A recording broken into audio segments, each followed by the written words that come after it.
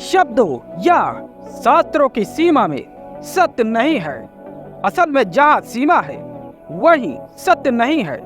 सत्य तो असीम है। उसे जानने को बुद्धि और विचारों की परिधि को तोड़ना आवश्यक है। असीम होकर ही असीम को जाना जाता है। विचार के घेरे से मुक्त होते ही चेतना असीम हो जाती है। वैसे ही जैसे मिट्टी के घड़े को फोड़ दें तो उसके भीतर का आकाश असीम आकाश से एक हो जाता है। सूर्य आकाश के मध्य में आ गया था। एक सुंदर हंस एक सागर से दूसरे सागर की ओर उड़ा जा रहा था। लंबी यात्रा और धूप की थकान से वह भूमि पर उतरकर एक कुएं की पाट पर विश्राम करने लगा। वह बैठ भी नहीं पाया था कि कुएं के भीतर से एक मेढक की आवाज आई। मित्र, तुम कौन हो और कहां से आए हो?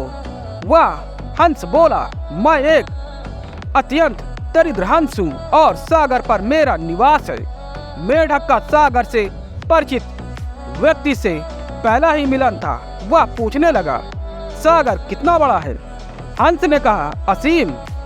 इस पर मेढक ने पानी में एक छलांग लगाई और पूछा, क्या इतना बड़ा? वह हंस हंसने लगा और बोला, प्यारे मेढक, नहीं, सागर इससे अनंत गुना बड़ा है। इस पर मेढक ने एक और बड़ी छलांग लगाई और पूछा, क्या इतना बड़ा?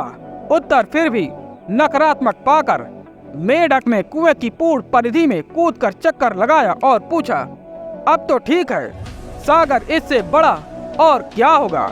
उसकी आंखों में विश्वास की झलक थी और इस बार उत्तर के नकारात्मक होने की उसे कोई आशा न थी। लेकिन उस हंस ने पुनः कहा, नहीं मित्र, नहीं, तुम्हारे कुएं से सागर को मापने का कोई उपाय नहीं है।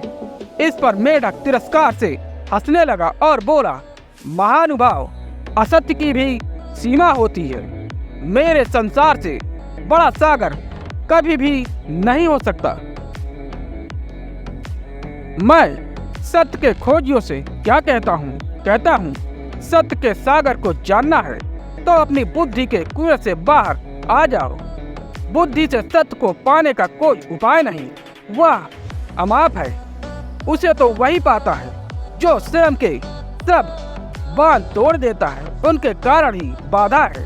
उनके मिटते ही सत्य जाना ही नहीं जाता, वरना उससे एकब हो जाता है। उससे एक हो जाना ही उसे जानना है।